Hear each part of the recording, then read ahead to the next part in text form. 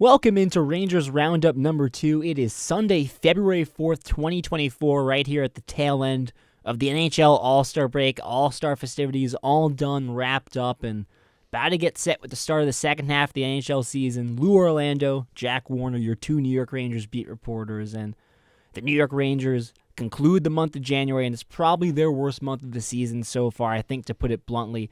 5-7-2.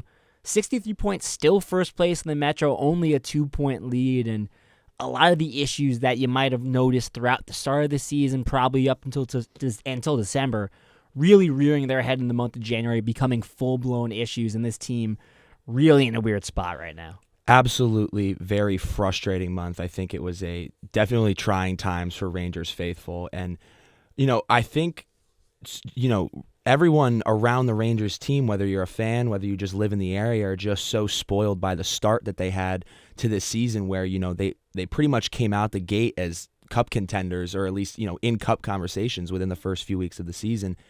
A concerning month of play, yes, I'm not going to shy away from that. Problems that came to the forefront, yes, not going to shy away from that. I don't want to come off as too glass half full about a situation like the Rangers are in right now. But what I will say is I feel like any team that starts off as hot as this Rangers team did this year was bound to have some sort of fork in the road at some point in the season. I'm happy that it was able to happen at a time where it could be cut off for a nice week-long break like the All-Star game. But at the same time, if you really think about it, they're still first place in the Metro, still one of the best teams in the league. And I think it's impressive. Just the reason I say I don't want to be too glass half full is I do think that you look at this season, it hasn't been a normal season even when they were winning. There's been injury problems the whole time practically, and we've joked about it before. How often do you see that a third string goalie has to get called up from the AHL to start? And shout out Louis Domingue for getting the job done in that game. He played great, but you have an instance like that. You have an instance where the second line of this team, that Panarin, Trocheck, Lafreniere line, only came to be because of we could call it now, tragic Filipino injury. So you have a lot of abnormalities and hula hoops that the Rangers already had to jump through when they were winning. So I think, a time like this, a rough patch like this was bound to happen. Are they out of the woods? No. Do they have a lot to prove coming out of All-Star break? Yes. Do I think they made the importance of a strong start coming out of All-Star break a lot more important and probably put more pressure on themselves in the process? 100%. But in all honesty, I have a lot of faith in what this team still has in store. Well, it's a pivotal moment for the New York Rangers because you look at the next month or so that's ahead leading up to the trade deadline, and what the Rangers do and how they play will most likely set the tone for how the rest of the season goes and hopefully a Stanley Cup playoffs run.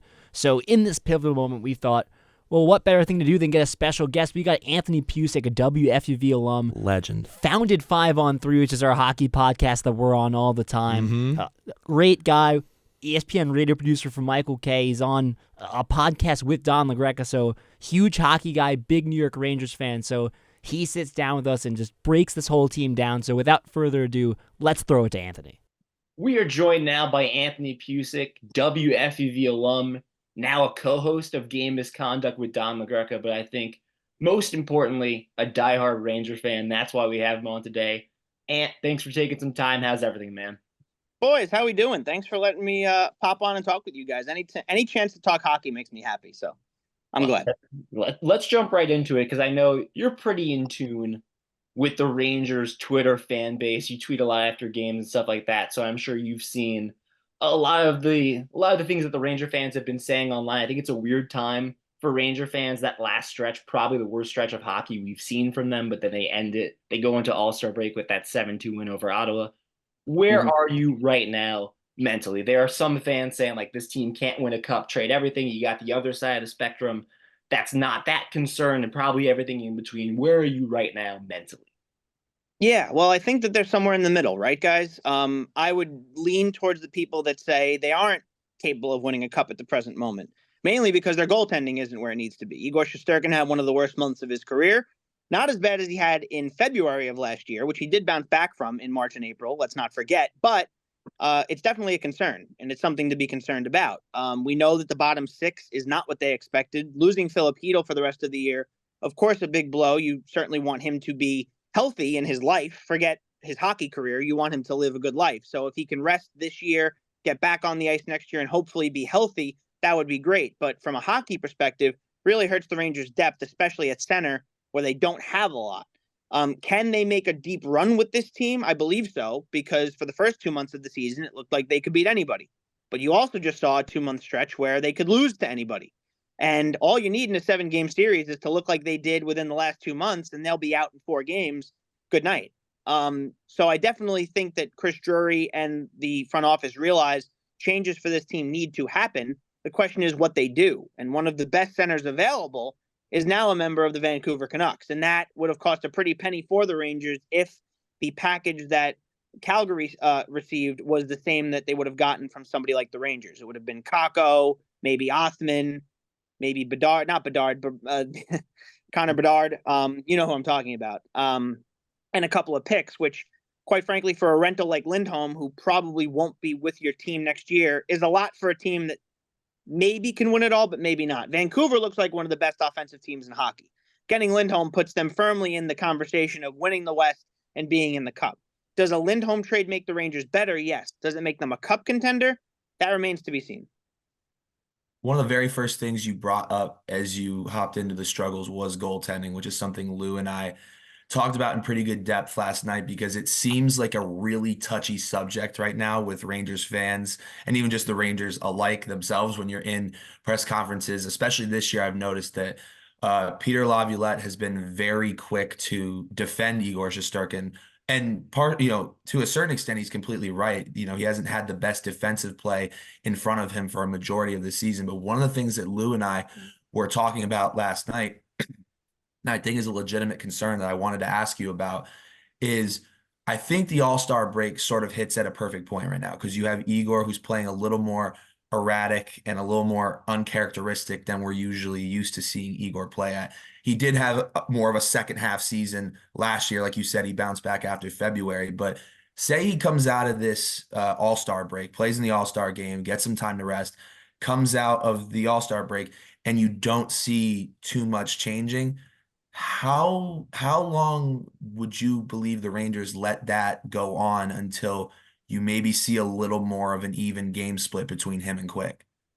It's a good question, Jack. The easy answer is I don't know, because Ranger fans, as you know, have been spoiled for years with, regardless of whether people thought that Antti Ranta and Cam Talbot and Alex Georgiev were better than Henrik Lundqvist. More often than not, Henrik bounced back to a point where you realize this is the guy that we have to go with. The unfortunate thing, I think, for Igor here is that he was the best goalie in the Metro, which is not saying much considering the Metro goaltending situation. Even with how he struggled within the last 2 months, he was named an All-Star. So the rest that he's going to get is going to be minimal, because he will be in Toronto and have to try and stop beach balls that he's really not supposed to stop against some of the league's best players. Look, the Rangers now have Carolina nipping at their heels, but that is really, in my opinion, the only threat to them to win the Metro. There's no question, and Peter Laviolette was right on in the sense that they do have to play better in front of him. The defense has not been as tight as it was when the 1-3-1 was working early on in the season. But there are some goals that Igor has let up that you kind of scratch your head. The Kolasar breakaway for Vegas's third goal in the second to last game of the season, that's a goal he stops more often than not. The second goal in that game, where it's kind of in front of the net and a kind of a weird play, but the backhand goes over his shoulder, where, yes, he's protecting the left side of his net, but he leaves the right wide open. It's not something he usually does. And you saw it in Ottawa, where they kind of got down early. There were some turnovers in the defensive zone that make you scratch your head and go, here we go again. And this was with Jonathan Quick. But when the going got tough, Quick made some big saves. And at the moment, Igor's not making those. If that continues to happen and you see Igor struggle with an under 900 save percentage, do you see Quick get more run? Yeah, I think you could see that. I think it might take until mid-February, March for that to happen. But if the Rangers continue to struggle the way they are, either something's going to have to change in front of the goaltending, or they will have to make a goaltending change. I don't think that Laviolette wants to do that. I think he agrees that Igor is the better goaltender. And if they want to make a deep run, it will be Igor that carries them, not Jonathan Quick. Aiden Hill played for Vegas before Jonathan Quick played for Vegas. on their cup run last year. That tells you where people think Jonathan Quick is.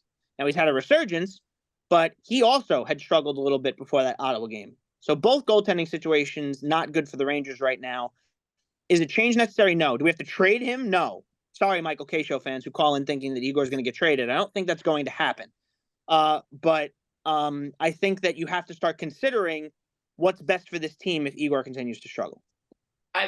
Jack watched me agonize over it last night. I think there's so many things that I'm torn on between I do think that the defense in front of Igor hasn't been great. I do wonder, has it ever been great? I feel like the Rangers historically don't play great defense in front of their goaltenders. They just rely on them to be superhuman. And at the same time, what is the future for the Rangers if Igor doesn't get right this year? Can they make a run? I appreciate what Jonathan Quick has done this season. I think he stepped up admirably from what the expectations were. At the same time, is there any possibility that the Rangers have legitimate success if it's not with Igor Shesterkin in net? Because I do watch him and I go, it's probably the least confident I've ever seen Igor Shesterkin. Valley talks about the high glove side, and it's it's probably the most holes I've ever seen in Igor Shesterkin's game. So I don't want to I want to tell myself not to be concerned because I do believe that Igor Shesterkin is one of the most talented goaltenders in the league. But I also can't argue that like Jack brought up, hey, Brodor's had bad years before. Brodor also had a really long range of he built up success over a long time. With Igor, it's a smaller time of success. I think he's great, but it's sometimes hard for me to argue that Igor's dominance has not been, it's not Lundqvist long yet. So I don't really know what level of concern to have with this situation. Well, look, he may not be as good as his Vezina year, right? Where he had an almost record-breaking .960 save percentage. That would have been hard to duplicate, especially in this league where they're shrinking pads. Everything's kind of geared towards having more offense. And players just all around are at the most skilled I think that we've ever seen them. With a harder game, with harder checking, and still somehow we have guys with 40-goal seasons, 50-goal seasons, 60-goal seasons. I think that there's still that good Igor in there. I don't think that this regression is going to last, and he's going to be a guy that we look at and go, wow, where was that Vezina goaltender? Ilya Sorokin has struggled this year. Jake Ottinger's save percentage in Dallas is not what everybody has expected. There are a lot of really top-flight goalies that are struggling this year. Now, that's no excuse. We don't know why that could be for all of them. I'm sure every fan base that has a goaltender in the top 10 is looking at themselves going, how is this possible? Where is this coming from? And for the purpose of this podcast, we're only talking about the Rangers and how it affects them with Igor Shesterkin. Yes, the defense in front of Igor has not been great, and that has led to goals that are not his fault. However, there are some goals that have been his fault, uncharacteristic goals that have been his fault, and that comes from confidence. We've seen in the past, Lou and Jack, when Igor does lose his confidence, you see that he lets in goals that he typically doesn't let in. He looks up to the sky. He shakes his head. He doesn't know why he's not stopping them. And if he can't stop that himself, the team in front of him has to be better. But what the Rangers can't rely on, which they have for a long time, is that their goaltender is going to stop everything. Henrik Lundqvist did a pretty good job of that in his career. Igor Shesterkin, for the most part in his career, has done a pretty good job of that. Jonathan Quick was playing like 2012 Jonathan Quick at the beginning of the season. If we're expecting the Rangers to be giving up 3 to 4 goals a night, they're going to have to score 3 to 4 goals a night. And then that becomes, do you need more depth in scoring? Does Mika and Kreider have to be better? But you have to have that conversation with yourself over this break of, do we think Igor is going to return to the 2.12 goals against average, .930 save percentage that we're used to him seeing? Or are we going to have to be a team that plays good defense in front of him, prevents odd man rushes, prevents turnovers in our defensive zone, so that we have a better chance of winning more games than we have within the last 2.5 months of the season? Absolutely perfect transition for you to bring up the ability to score, because that's what we do, boys. Another thing that Lou and I were talking about a lot last night was that it seems as though, as of recent, especially amongst this skid that the Rangers have been on, if there's going to be any offensive production, that it's been going through the second line and almost only the second line. How big of an issue have you been seeing that be as of lately? I think it's a big issue. I think Johnny Brodzinski has brought a nice spark to this team, but he is not somebody you can rely on to score. Jimmy Vesey may have one of the most game-winning goals for the Rangers this season, but he is not somebody that you can rely on to score. Barclay Goodrow has turned into a shut-down offensive player, and that line is basically asked to shut down the top line. That is not a line you're going to get a lot of offense from. You see where I'm going with this? I don't know how long 93 and 20 can stay together. They could still hug after wins. That's totally fine. The Rangers Twitter will be very happy. They have no problem. They could hug. They could do whatever they want. Him and Trocheck can hug and do their Italian gestures, whatever they want. The problem that we have, guys, is what you really needed was Filipino. Because I can't give you a good answer right now to say move Chris Kreider down to the third line, because the way he plays and his speed provides an ability for him to be successful with other lines. I could tell you that with Filipino, Chris Kreider, and Will Cooley, yeah, that's a third line I could be happy with. Am I telling you that Johnny Brodzinski, Chris Kreider, and Will Cooley is a good third line, or Johnny Brodzinski, Capo Caco, and Chris Kreider are a good third line? That's not something that I can sink my teeth into. You really need that third center. And if you got a guy like Lindholm, which you can't get now, but maybe you get somebody like a Ryan Hartman, or you get another center that can provide you top 9 ability, and I like Johnny Brodzinski, but a little bit more than what Johnny can provide, maybe you consider splitting up. And Laviolette's done it a little bit. Splitting up Zibanejad and Kreider. Keep them on the power play. Keep them on power play 1. That's fine. But that line is not producing 5-on-5. And I know that the advanced stats say they're getting their chances, and that's fantastic. But Blake Wheeler is scoring on that line. That is not why Blake Wheeler is brought into this hockey team. I know that at whatever the price is and the veteran minimum that he's getting, that if he gets 20 goals this year, in my opinion, that's a bargain, and that's fantastic. But Blake Wheeler shouldn't be on the first line at the right wing, and Chris Kreider and Mika Zibanejad should be scoring better 5-on-5 than they are in order for them to stay together. So I think you do have to take a look at juggling things a little bit. Keep that second line, as you called it. That's the first line, in my opinion, the way they've been playing, in Trocheck, Lafreniere, and Panarin, and you have to make the other 9 work around that. That's something I think they have to consider, and hopefully it's something they take a look at during this break. Let's role play as Chris Drury a little bit, because I think that's what a lot of people are certainly doing online. And the Filipino injury and the setback, obviously the biggest concern is him as a human being and whether or not he's going to be able to play hockey again. But it does this season put the Rangers in a real tough spot where you wonder if Drury was kind of hoping Chytil could get back and center that third line, and maybe you don't have to make a big move for a center. And I think the uncomfortable conversation about the center market is it feels really thin this year. Even when Lindholm was available, Lindholm's having his worst season, and the asking price is really high. I think that's probably going to be across the board, where even when people are talking about whether it's Nico Sturm, Nick Dowd, the asking prices for these centers is going to be really high this season, but it also feels like the Rangers desperately need a guy that they can slot in that third line. Who are you eyeing this deadline, especially down the middle?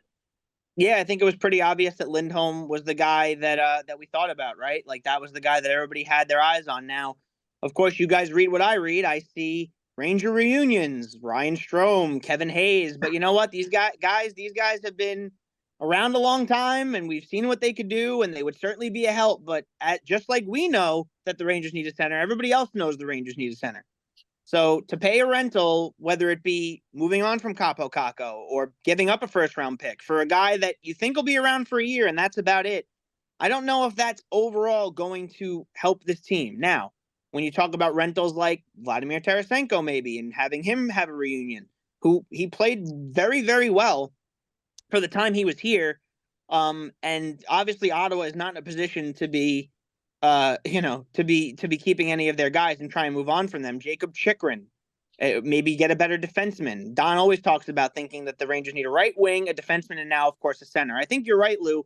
I think that the Rangers were banking on Chytil coming back because he was making progress. And you know what? Maybe Vancouver saw that as well, knowing that the only center on the market that they really wanted was Lindholm and needed to pounce fast. Because I'm sure Drury was making calls to Calgary as soon as they realized Filipino was not returning to say, how can we make this work and get Lindholm over here?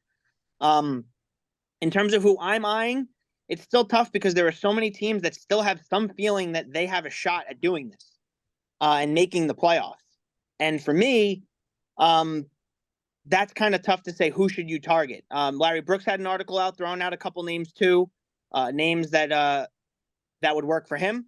But I think we're just going to have to wait and see. We're going to have to see who falls out of this thing. Maybe guys from Columbus, maybe guys from Calgary. That's who I'd be targeting.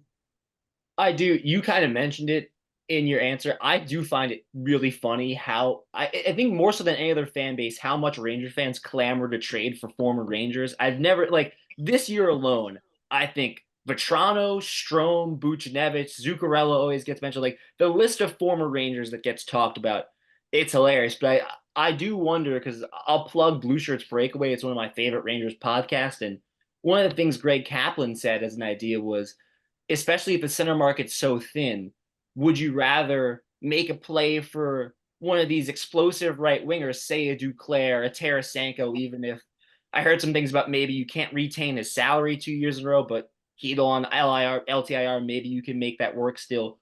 Would you consider making a move for a Duclair or a Tarasenko, or if St. Louis falls to Buchnevich, put them in your top six and maybe settle for a fourth line center, even a Johnny Brodzinski type that's not going to be a game changer, but you got that game changer on the wing?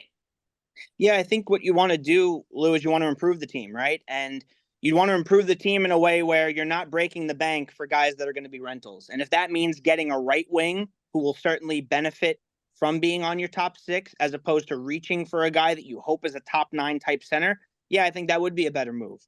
And kind of what Don's been saying on game misconduct. If you go into the defensive side of things and you take a look at, can I improve my defense a little bit? Because Gustafsson had a great start to the year, but it's kind of tapered off a little bit. And they've already changed up the D pairs even before Lindgren's injury to try and adjust because of the issues that they've had on the in the defensive zone on all 3 pairs.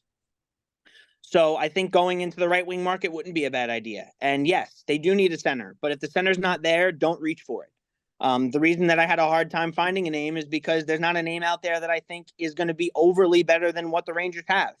And if Johnny Brodzinski can provide that spark, and I know I was just, killing him on the third line as not that top 9 guy, if he can provide the spark of speed that they need and you have a better wing core around the team, then you can have top 9 scoring ability on all 3 lines. And Johnny Brodzinski doesn't have to be the guy that scores. He's the guy that facilitates. Is Brennan Othmann going to get that chance to get called up later on this year? We'll see.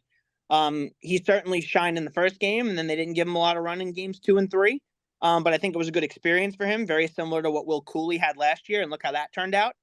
I think it'll be interesting to see what happens with Capo Caco. If they dangle him as a guy who, I'm not going to say didn't work out here, but didn't live up to second overall pick expectations, and the team thinks I could fix you, I can change you, I can make you that top 6 player for a more veteran guy that could help this team right now, maybe they do look into that. I think that would be a better course of action, going for a top winger than going for a middling center on this trade market. I mean, the Kako stuff, that's another thing that really tears me up inside, because I mean, think about it. If you trade for a right winger that's going to slot in your top 6, what happens to Kako? Well, he probably slides down to that Goodrow line, because I don't think you'd play Wheeler there. It doesn't really make sense for what that line's supposed to do. Right. That's a weird spot to put Kako in. I'm sure he'd probably be down for it. He's a great defensive forward.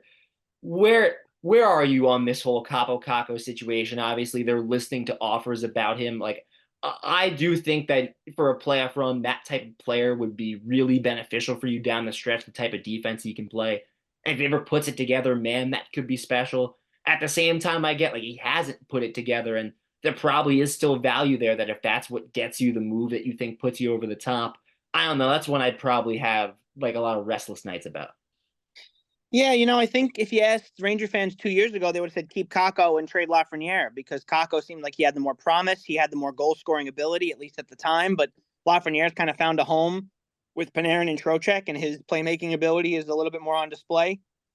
It would be nice if he could finish more. But yeah, look, I always kind of thought when you took a look at this team heading into this season that if Chytil, Lafreniere, and Kako, you weren't going to be able to keep all of them. There was going to be somebody along lines where you weren't going to be able to pay them what they were worth on the market. And for some reason, whenever the Rangers struggle, it's Capo Caco who finds himself on the bench, or finds himself getting taken off for double shifting Panarin, or finds himself on the third line more often than not. And that's not going to give him the ability to be the player that everybody hoped that he would be. He's not going to be able to get those opportunities on the third line. Now, he scored in back-to-back games, which is great, and that's a good sign, but it also seems like this team is willing to move on from him for the right price. Would that hurt? Yeah, I think it would hurt, Lou, Jack, no question. But at the same time, Nico Hischier and Jack Hughes got every opportunity to be top 6 players on a Devils team that was going nowhere. Once the Rangers signed Artemi Panarin, the idea of letting Lafreniere and Kako kind of run the first and second lines kind of went out the window. And it was a win-now team. And they didn't get the ice time that those 2 guys got in Jersey. And look how it benefited them. I'm not saying they would turn into those players, because I think Jack Hughes is a better player, obviously, than Capo Caco, and Nico Hischier has established himself as a fantastic center. But we're never going to know because they never got that chance. And now they're a little older in the sense of we need you to be performing. And if you're not performing, you're going to be on that third line. Lafreniere has risen to the task. Kakko got injured, which was very unfortunate. But if it's a player that people find interesting, $2.5 million on the cap, somebody that you can move, and that could be a piece where you don't have to give up as many assets, prospects, and picks to get a right winger or center, it might be something the Rangers have to consider, especially regardless of how we feel about him. If the Rangers aren't going to play him top 6 minutes, then he's got to go in an effort to make the top 9 overall better. Jack, you got anything else? No, I think I'm just about set. All right, Love it, boys. I'll end with this one because it's something that I think, Anthony, we had texted about at the beginning of the season that we were really hoping for a big year from Lafreniere. And listen, he's been playing with Panarin, who, in my eyes, is having his best season as a Ranger, probably his best season as an NHLer, to be honest. And I know the finishing, you kind of joked about the finishing probably still is a big issue for Lafreniere, but I've really enjoyed watching him this year. He's seemed like he's taken his game to another level. I'm not sure I ever saw this in him before. How much fun have you had watching Alexis Lafreniere, and where are you with him right now? Yeah, it's been great. And I joke, but I think CSA Hockey, which is Valaquette's advanced statistics website, showed that he is one of the least lucky forwards in the league this year, where he should have 8 or 9 more goals expected based on his shots. And you've seen them, like the backhands that miss, the shots that go just wide, the wide open nets that somehow just the puck gets lifted over the net by a hair. He got robbed in that Kings game where he should have tied the game out in LA. I think he's been great. I think it's great to see that he has confidence in his game. And when he has confidence, he has the ability to make plays. I mean, we saw it 2 years ago, that highlight reel goal against Detroit. Like, he's got that in his arsenal, boys. It's just a matter of him finding it. And I think he is finding it. And I think that people would be more inclined to feel better about him if he was at that 20 goal mark where he should be. If he put all the goals in, he should be putting in. But you know what? He's on the most consistent line on this team. You very rarely hear that he makes a mistake. I think he's, along with Will Cooley, Artemi Panarin, and Vincent Trocheck, the most consistent forwards the Rangers have had this year. And I'm putting everybody in that category because more often than not, even a struggling game for Lafreniere is just that line not producing. He doesn't turn the puck over all that much in the defensive zone. He's kind of taken from Panarin where to find the right way to place to pass on that line. And Trocheck's been great facilitating to both him and Panarin. I think that this is a player that the Rangers hope is going to be part of their top 6 for years to come. And I think that this has been a nice step forward for him for a start of a career where, again, we didn't know if we were going to get number 1 overall pick performance out of him. Now, are we? Who knows? But Don LaGreca says this all the time. We got to stop that because he was the best player in that draft. And you take a look at that draft, other than Tim Stützle, who's really kind of showcased themselves as that was the guy the Rangers needed to get. And how long did it take Tim Stützle to get to where he is? So I think that Lafreniere has been playing very, very well. I'm very high on him. I think he's a fantastic young player. And I think we're going to see more out of him in the second half. And I hope that he does find the net a little bit more because he deserves the luck. The great Anthony Pucik, at Anthony Pucik on Twitter. Is there anything you want to plug before we end this? Listen, just you guys keep doing what you're doing. Everything at WFUV Sports, I love to listen to. I love to watch, and it's been fantastic. You guys do awesome. Michael K. Show, 3 to 7 on 98.7, ESPN New York app, and Game of Conduct with Don LaGreca. Give it a listen. We have fun Monday, Wednesday, Friday of the hockey season. So thank you, boys, for having me on. I appreciate it.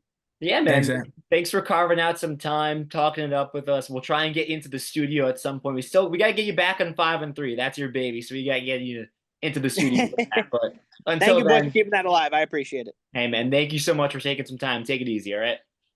All right, boys. Man, how great is Anthony Pucik? Just a great guy. I think that was cool. That was my first time really getting to meet him. I know we followed each other on Twitter earlier in the year, but I remember even back when I was joining FUV, you know, he was amongst the names that were thrown around of like the, you know, setting the standard, and you know, obviously a lot of successful alums that have come out of here. He was one whose name I heard once or twice, but I didn't even know that he started 5-on-3 until after we got off that interview. Really You told cool. me that's so much cooler because the amount of episodes I've had to do on that show, and he's the guy that was behind, you know, the brains behind it. I'm definitely a great dude. And he was fun to talk to. He really knows his stuff. You can tell he does his homework. Easy guy to talk to. Again, huge thanks go out to Anthony Pucik, Absolutely. who Thank you actually, so like much. moments after that interview, had to produce something for Michael K. So he fit us into his schedule, and he's always, to take it behind the scenes a little bit, he's always been so nice to us. He watches our content. He's always just super, super friendly.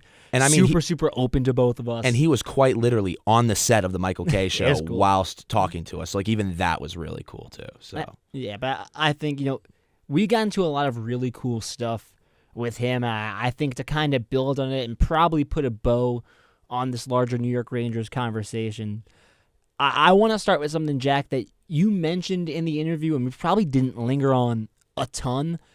It's the over-reliance on the Panarin line. Right. And it's been something that fans online have not failed to recognize. It's not been at a big all. complaint online in Rangers Twitter. I think a lot of it stems from frustration with the way the quote-unquote first line, Mika, Kreider, and insert whatever right winger has been in there from time to time, the way they've struggled. Right. And the other thing that's frustrating is, again, with one of the best teams, being one of the best teams in the NHL, right? It's not like, top of the Metro. It's not by a long shot. Eventually, to keep up and to maintain a spot like that, you need to have a team that you can't just rely on all of the offensive production to go through one line. And the other thing that I think people have found a bit frustrating specifically is just, focusing on, it's not the players themselves as much on the line as it is the line. It's the even strength play, because you watch Mika and Kreider come off of, even strength play and go into the power play and have both had decent years so far this season. It's not like you're just seeing these guys go and disappear on the ice the entire season. It's this even strength play where literally majority of the offense, if there is to be any, is going to go through this second line. And it's weird to talk about Mika Zibanejad struggling, because even a struggling Mika Zibanejad is really good. We're 46 points, tied for second on the team, and right. Chris Kreider, 23 goals.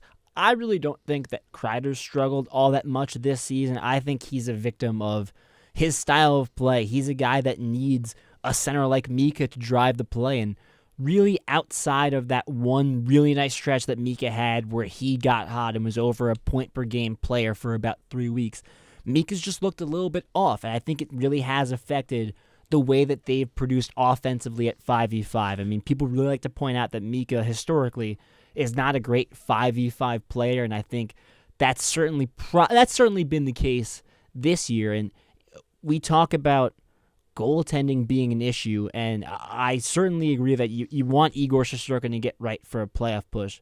But the one thing in the back of my mind is, I think back to that Devils playoffs last year. How good was Igor Shesterkin? And still didn't get the job done. It still wasn't enough to get over the hump. And one of the big factors in that playoff series was that Mika Zibanejad just didn't look right in that series. And he's been a little bit streaky the last couple of years. I do wonder where the concerns lie. Mika Zibanejad, supremely talented two-way player. At the same time, it's tough to avoid this conversation. Like you said, elite goaltending is very important, and it's obviously a key focus, especially when Igor is also not having the year he would hope for. But at the end of the day, the name of the game is you have to finish with more goals on the scoreboard than the other team. And when that doesn't happen, there's only so much a goalie can help you with, even when they're playing at their very best. The other thing is, one of the common, I guess you could say, if you read into it one way, it's a critique. If you read into it one way, it's an excuse, is people have also always looked at Mika Zibanejad as a second-half player. Now, that's still to be seen. We're coming out Mika March could be right, special. Mika March could be very special. But, there's pros and cons to that, because, you know what, I would imagine if a fan base is labeling you as a second-half player, it's at least more of a, like I mentioned earlier in the show, I use the term glass half full. That's more of a glass half full way to think of things. It's like, he had a slow start, but he's a second half player. He really turns things on. But what that also does is it ups the stakes for where we go from out of the All-Star break. It's got to be instant, because you've seen, like we said, for a significant period of time now where this offense hasn't produced evenly, and it's been a top-heavy team, but again, majority of any sort of production has gone through that second line. And I do agree with you that I don't think it's as much a Kreider focus as it is a Mika focus, and that's something to be addressed as we move further away from All-Star. Yeah, you mentioned the term pressure. I think you wonder how much pressure is on this Rangers team coming out of All-Star break. Obviously, they have the expectations that they set for themselves. everyone in the Metro, it seems like, really struggled in the month of January. The Islanders fire Lane Lambert, now Patrick Waz at the helm, and they've lost 3 straight at the time of recording. Devils are tied for second to last place with 51 points, and even the Hurricanes probably had a golden opportunity this month to leap over the Rangers. They couldn't get it done. The Flyers have lost 5 straight. Metro's in a weird spot. They've been kind of weird. It's been kind of weird this season. At the same time, you can't rely on the Metro to be this, I guess, subpar all year long. And by the way, the Flyers were within a game. They were 2 points back at one point from the Rangers, and then obviously, luckily went into a 5-game losing streak. So, no, the gap is closing. This is not this is not the end of October through beginning of December Rangers kind of feel to the season where it was just like they were the greatest show on ice. This is crunch time now. I mean, Anthony kind of mentioned it when he said, you look at the Metro, really the only team he's scared about is the Carolina Hurricanes. And I think Rangers are probably fortunate that the Devils have struggled so much this season where at this point their outlook is just slide in and try and make the playoffs. Even that's not a guarantee. It really does feel like the only threat in the Metro for that top seed is going to be the Hurricanes. And the Hurricanes are in a nice spot. They could certainly leap the Rangers. And the Rangers are I would say the Rangers are lucky right now that the only real big risk is the Carolina Hurricanes, because the other thing is there's been some bad luck over there in Newark. Name one time in the season that Devils team has been fully healthy front to back. And I would even go as far as to argue, in fact, I don't think it's really that hot of a take, their health issues have been worse than the Rangers' health issues by a substantial margin. The Devils might be the most injury unlucky team this season. Historically, they've always been unlucky with injuries. So imagine if that doesn't happen. So there's been some highs and some lows, but this is, like I said, this is not the same Metro that it was when this team was at its peak. Another thing I do want to dive into, we talked about it with Anthony. I think it does kind of connect to this top 6 conversation too. Is obviously it hasn't been the season that a lot of Capo Caco fans have wanted for him, and he's underperformed offensively. He's gotten some time in that first line with Mika or Kreider. It really hasn't coincided with Mika or Kreider gelling, and so you've seen him get demoted. You've seen the ice time get in some weird spots, and now you hear the reports that Chris Drury, the Rangers GM, is listening to offers for Capo Caco. I think it's a really weird conversation to have, where certainly a piece of value that you could move to get a better player at the same time. I really do look at him as a player that could be valuable in the playoff run. You said 2 key words there that I think are really important to remember during this time, and it's better player. I understand I understand the conversation behind trading a Capo Caco. I do. I think he's a player that is young, is projectable, has shown strides of being able to eventually be a really, really consistent contributor as he matures into his career. But in terms of where the Rangers are in this season right now, when the topic of trading Capo Caco comes to mind, I just think of 2 things. First of all, if you're going to trade Capo Caco at this point in the season when you're trying to make a cup push, it has to be for an improvement. To me, it has to be an upward trajectory. I don't think that making an even line just to move on to someone else and see what you can get for him is the right move. I think you need to be confident that it's someone that can be a better performer than Capo Caco. And then the second thing, and this is a different conversation which we can dive into in a second, is we were just talking about how it's been really a disappointing season for the top line of the New York Rangers. I'm not saying that this wipes away any sort of maybe perhaps lack of production or under non-satisfactory production from Capo Caco. I'm not making any sort of excuses for him, but there are certain situations in which you only are unable to play as good as your line helps you play to. And I think he has partially fell victim. Part of it, he is a contributor, he is a member of that line, and you have to treat them as a group. But I also think some of it he's fell victim, I think, a little bit to a line that has not had the same oomph that the second line on the Rangers has had, and the kind of oomph that those 3 players put together should have. I mean, go down the dream scenario of, okay, you trade for a Tarasenko, you trade for a Duclair. How productive are they going to be if Mika Zibanejad is struggling? Exactly. I think, again, a lot of that line's success falls on Mika driving the play. When that first line's playing well, it's because Mika Zibanejad is in a really good groove. I'm not sure you're going to see great hockey from Capo Caco if Mika Zibanejad isn't on his game and you put him on the third line, well, I mean, how much offense is a Johnny Brodzinski, Will Cooley, Capo Caco line going to produce? They're more of a grit line. We talk about the bottom six for the Rangers being a real tough, gritty line. I'm not sure that trading a Capo Caco to get a better right winger, even if it is a better right winger, is really the move, because you're still one injury away from desperately needing Capo Caco. Do you want to be in a situation where you're forced to play Blake Wheeler on your top line come playoffs? I think that, it's a weird conversation where if you get a top six winger, where's Caco playing? You're probably not playing Wheeler with Goodrow and Vesey, as I kind of said in the interview with Anthony Pucik. At the same time, so if Capo Caco goes to that quote-unquote fourth line, I think we have to remember the fourth line plays more than the third line. Right. We put all these lines in quotes because it's the order of the rushes, but Right. if we're talking in terms of ice time and importance, the Panarin line's been the first line, and the Goodrow, Vesey, Pitlick line has been the third line. Laviolette really likes to use that line in defensive situations.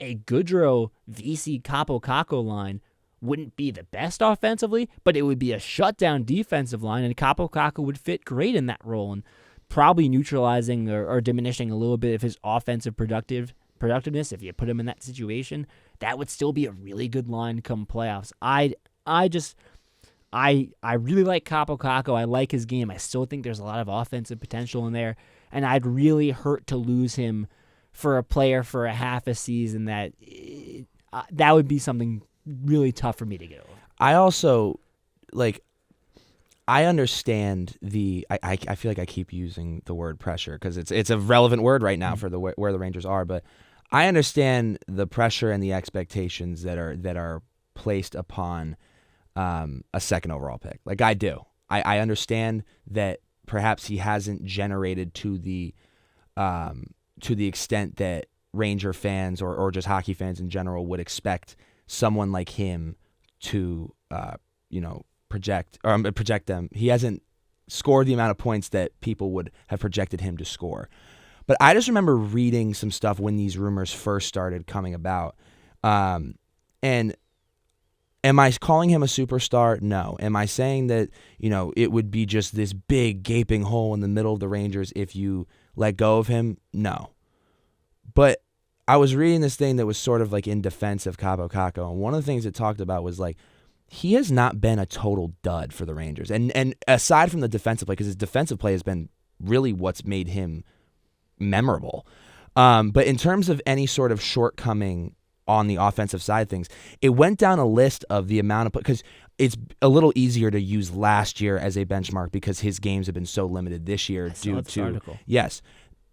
Some of the names that he had more even strength points than last year. You had DeBrincat, you had Kane, you had Kreider, you had Barzell, you had Makar, you had there were multiple other names, and you just I don't feel like that sort of. I don't think he gets that sort. I don't think he gets flowers for that kind of thing. I really do think he is.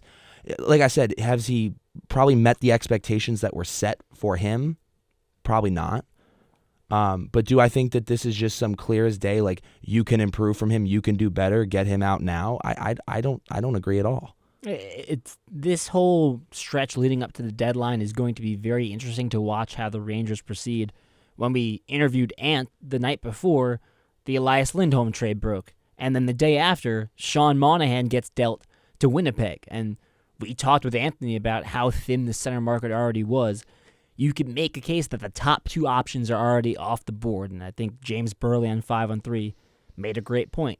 Vancouver and Winnipeg, two teams that are looking to be buyers, looking to compete in the Stanley Cup playoff this year, they identified a weakness. They went out, they attacked, they got that addition early before other teams were really sure whether or not they were going to be buyers or how much they were willing to give up. So, yeah, both teams I thought gave up a lot, maybe even overpaid for their respective players. But now they've got a center they can slot into their top 6 or top 9. In any sport, these trade deadline situations, in most cases, as long as, you do have to wait and see how it plays out, but in many cases, the trade deadline situations in any sport reward teams who are proactive. It's going to be curious to see how aggressive Chris Drury is, because I think there are some teams you have to wait on. There are some teams that haven't fallen off yet. A lot of Ranger fans keep eyeing the St. Louis Blues because of hopes that you can get Pavel Buchnevich. Well, right now, the St. Louis Blues are in the thick of vying for a wild card spot. Right. So there are some teams that you have to. Are you waiting to see if they fall off? There are other teams. Some of the bottom feeders are already ready to sell. So how aggressive are the Rangers going to be? It's tough to answer that right now. I think that's probably for a future Rangers roundup closer to the deadline. I think let's end with this as we go back to the near future of, well, the Rangers will resume their season tomorrow. First 2 games, Colorado and Tampa Bay. Yeah, they might both be home games, but, I mean, welcome back, I guess. 2 really tough challenges. Colorado Avalanche playing some of the best hockey they've played all season long. Yeah, that's going to be a loaded week, and I think honestly that's the best kind of test that you can possibly get coming out of an All-Star break. I think you can look at it one of 2 ways. You can look at it to be kind of terrifying. I think that's 2 very tough competitors back to back, and I think a little more. I don't know. I think the Colorado game has my eyes a little more wider open because you're still not back to a full strength team just yet. Without Trouba still has 1 more game of suspension left. It was reported today that Lindgren feels good and is. I don't know if they said expected to play tomorrow, but he said he feels he will be ready by tomorrow. So I do think that that's a good sign. I mean, he's also just he's a badass. I mean, there's no other way to put it. So I wouldn't be surprised if that's something he would say.